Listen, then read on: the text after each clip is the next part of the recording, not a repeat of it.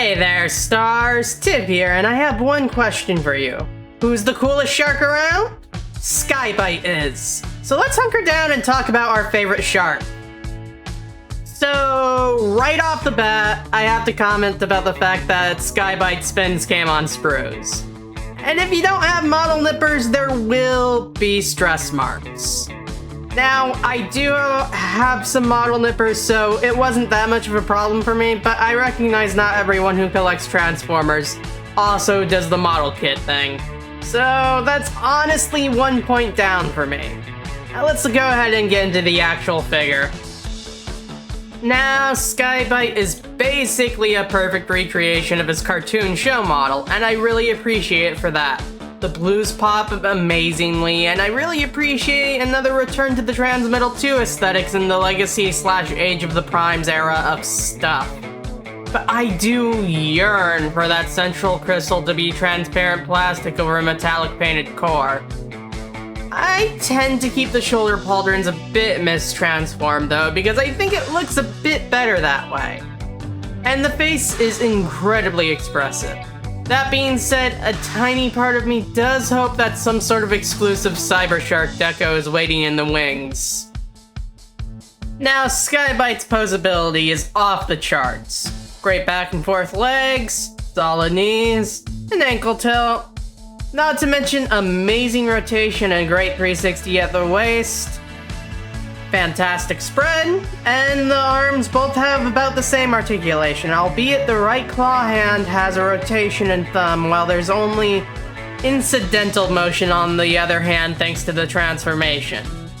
Of course, he's got a ball joint in the head and fairly mobile shoulder pauldrons. Really though, you can get this guy into a truly inspiring amount of poses.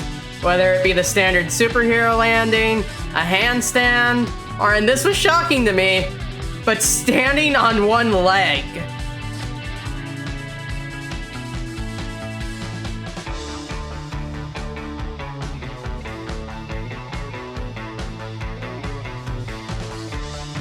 So here's Sky-Byte with a fellow Predacon Voyager, a modern deluxe, a 6-inch Marvel Legends figure, me, Godzilla, Optimus Prime's trailer, this one will make a little more sense in shark mode, and Beast Machine Scavenger. Now, as we move on to transformation, I'll warn that in classic Beast Wars and Car Robots fashion, especially Beast Wars 2, he is very shellish.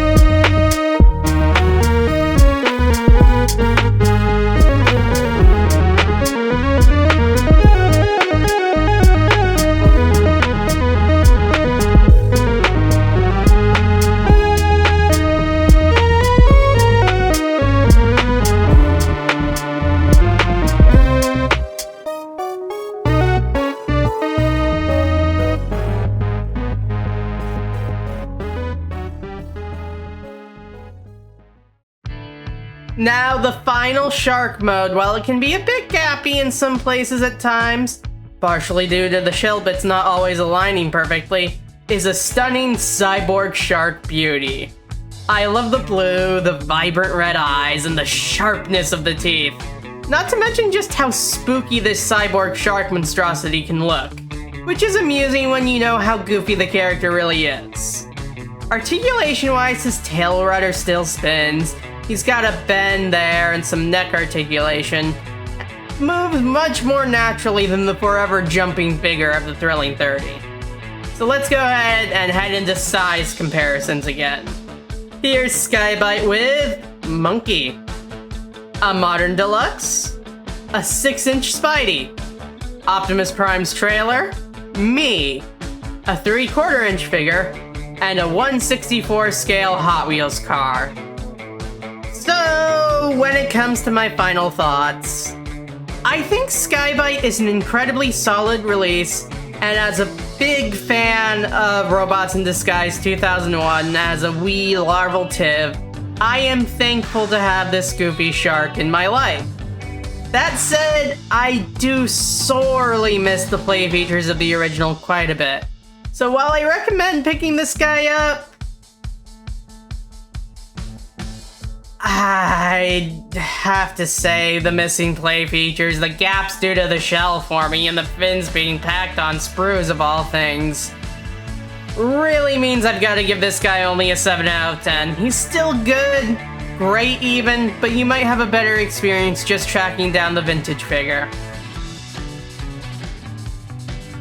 But those are just my thoughts. You can give yours down in the comment section below.